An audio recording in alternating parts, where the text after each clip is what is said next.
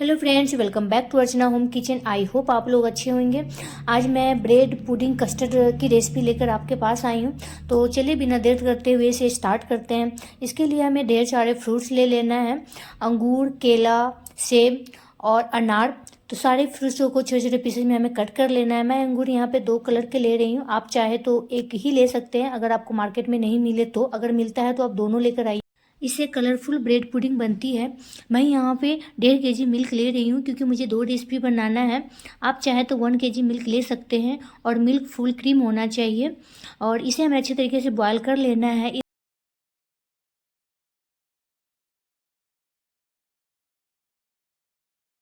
इधर मैं half cup गुनगुना मिल्क ले रही हूँ।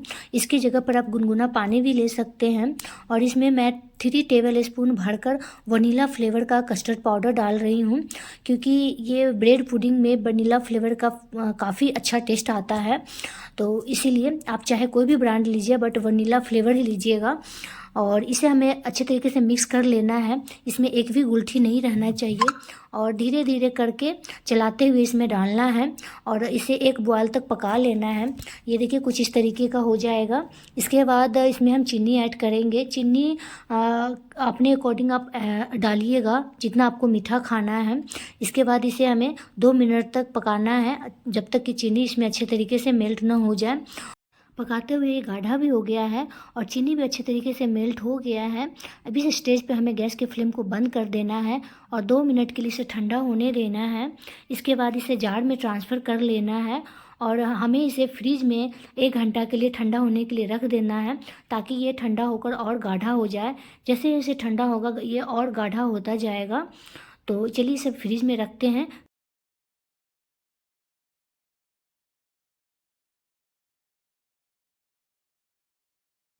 तब तक मैं इधर बाकी का तैयारी कर लेती हूँ।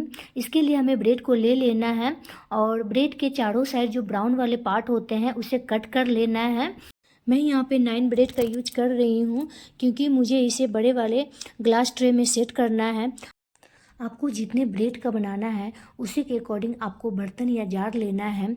बस इन चीज़ों को ध्यान रखना है कि बर्तन का शेप हमें रेक्टेंगल या स्क्वायर शेप में ही होना चाहिए, तभी उसमें ये अच्छे तरीके से फिट हो जाएगा और कट करने में बनेगा।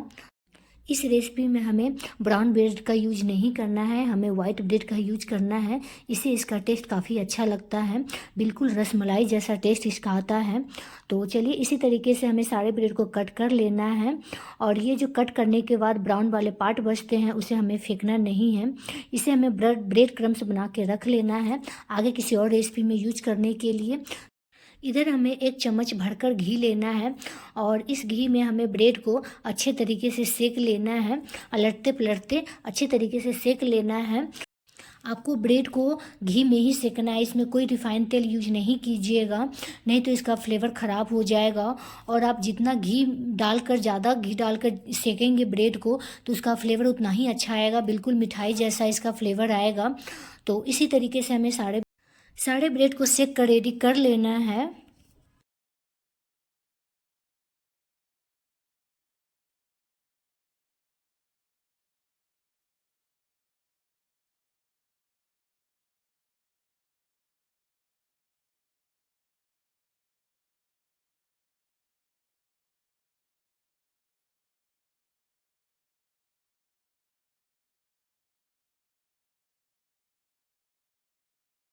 मैं यहाँ पर अभी 6 ब्रेड ही सेक कर रेडी की हूँ।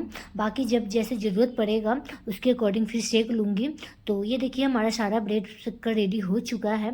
तो चलिए इसे अब हम सेट कर लेते हैं। और हमारा कस्टर्ड भी यहाँ पे ठंडा होकर गाढ़ा हो चुका है कुछ इस तरीके से। तो चलिए इसे हम फटाफट सेट कर लेते हैं। मैं यहाँ पे कांच का ग्लास ट्रे ले रही हूँ। आप चाहे तो इसके जगह पर स्टील का भी बर्तन ले सकते हैं। बस बर्तन का शेप स्क्वायर शेप में हो या रेक्टेंगल शेप का ही होना चाहिए, क्योंकि सेट ये किसी भी शेप के बर्तन में हो जाएगा। लेकिन जब आप कट करोगे ना तो ये बर्फ़ी वाले कट नहीं आएंगे। ये बर्फ़ी वाला कट आपको रेक्टेंगल और स्क्वायर शेप में ही आएगा, इसीलिए चलिए ट्रे में सेट कर लेते हैं।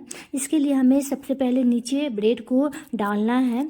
मैं यहाँ पे सोच रही थी 2 ब्रेड डालूँगी, लेकिन ये फिट नहीं आया 2 ब्रेड, तो मैं एक ऐड और हाफ हाफ करके साइड से डाल दी हूँ। और उसके ऊपर से ढेर सारा कस्टर्ड डाल देंगे। इस तरीके से डुबाते हुए अच्छे तरीके से हमें इसे डिप कर लेना है। उसके बाद हमें अपने पसंद के अकॉर्डिंग फ्रूट्स को डालना है। मैं यहाँ पे ढेर सारा फ्रूट्स कट की हूँ, क्योंकि मुझे इससे फ्रूट कस्टर्ड भी बनाना था। अगर आपको फ्रूट कस्टर्ड की रेसिपी देखना है तो जाइए अर्चना होम किचन पे, मैंने अपलोड कर दिया हुआ है, तो उसे आप देख सकते हैं। तो इस तरीके से हमें पहले फ्रूट्स को फैला लेना है। उसके बाद कुछ ड्राई फ्रूट्स को भी फैलाएंगे। मैं यहाँ पर अनार नहीं डाल रही हूँ, क्योंकि इसमें अनार का फ्लेवर मुझे उतना अच्छा नहीं लगता है। आप अपने पसंद के अकॉर्डिंग इसमें फ्रूट्स डालिएगा। इसके बाद फिर से एक लेयर हमें ब्रेड का ऊपर से इस तरीके से डाल देना है। थोड़ा सा दबाते हुए डालिएगा, ताकि अच्छे तरीके से ये एक दूसरे में चिपक जाए। इसके बाद ऊपर से हमें ढेर सारा कस्टर्ड डाल देना है, एकदम डीप कर के डालना है। आप जितना चाहे इसमें कस्टर्ड डाल सकते हैं, इसमें कंजूसी हमें नहीं करना है। तो इस तरीके से देखिए हमें कस्टर्ड डाल लेना है।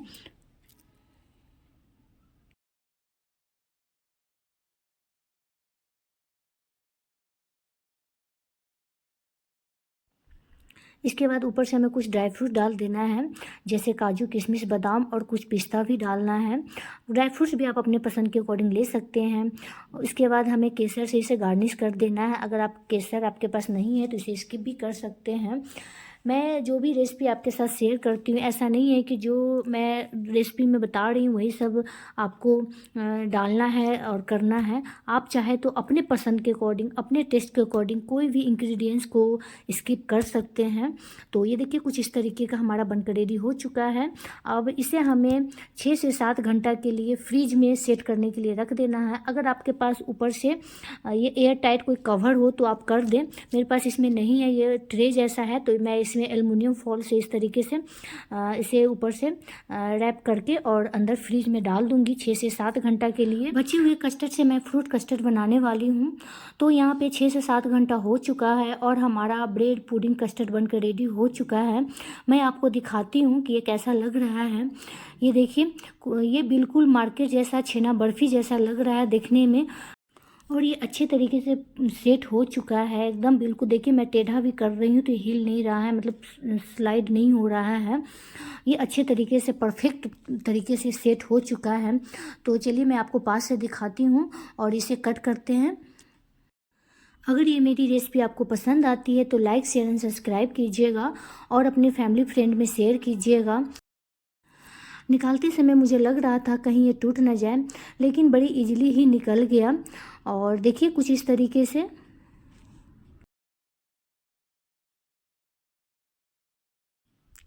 ये देखिए कितने परफेक्ट तरीके से ये सेट हुआ है कि ये आसानी से कितना निकल गया है और एक भी टूटा नहीं है। जैसे मैंने कट किया था उसी तरीके से ये निकल गया है।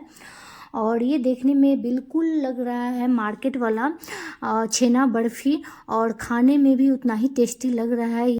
ये देखने में बिल्कुल छेना बर्फ़ी और खाने में रसमलाई जैसा लग रहा है।